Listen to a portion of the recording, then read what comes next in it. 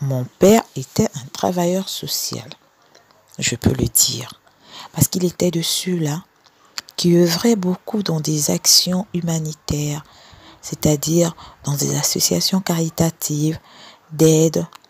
Et il œuvrait beaucoup dans une association de lutte contre l'excision.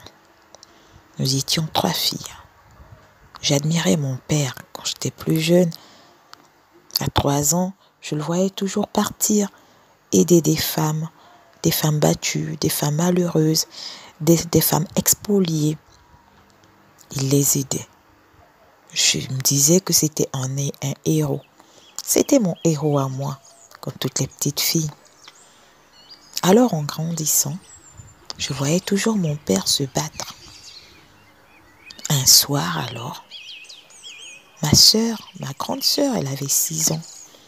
Une nuit, elle me réveille, elle me dit, il faut te cacher. Je ne comprenais pas, j'avais sommeil, j'étais fatiguée. Je disais, laisse-moi tranquille, je veux dormir. Elle s'est cachée.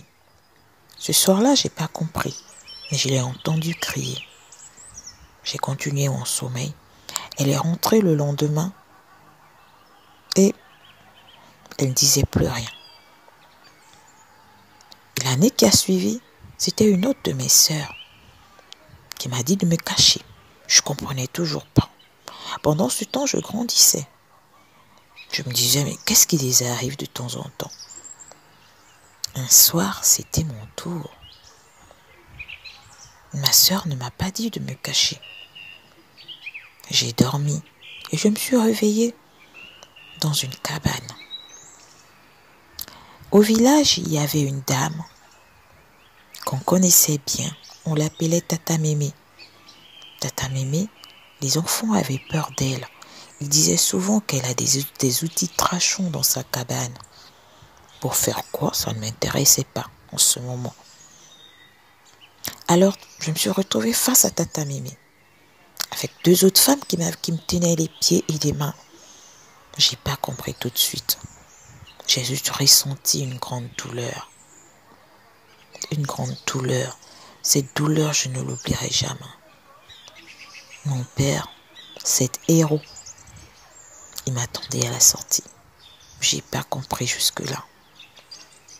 En grandissant, j'ai commencé à comprendre.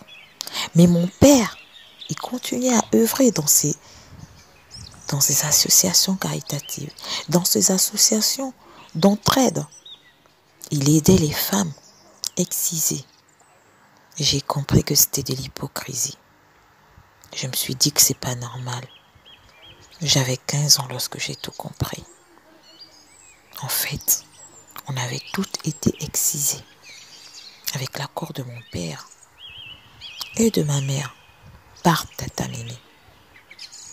Alors, un midi, une dame était venue se réfugier chez nous, cacher ses filles pour qu'elles ne soient pas excisées. Or, je sais que mon père, cet héros, il emmenait ses enfants tard dans la nuit pour leur faire subir la même chose. Je trouvais que c'était vraiment de la malversation. Et c'était hypocrite. Quand il a installé la femme, parce que le plus souvent, ce qu'il faut dire, c'est qu'on avait toujours plein de monde chez nous. Mon père, il recueillait des personnes battues, des femmes surtout, et leurs filles. En réalité, il les envoyait en pâture. Ce jour-là, j'ai parlé à mon père et je lui ai dit que tu es un hypocrite. Sur le coup, il n'a pas compris.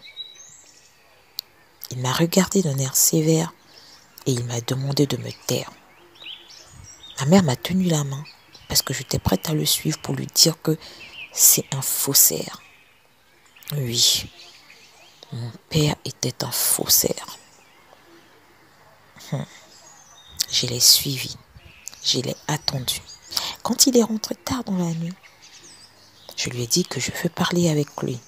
Mon père nous autorisait toujours à discuter avec lui.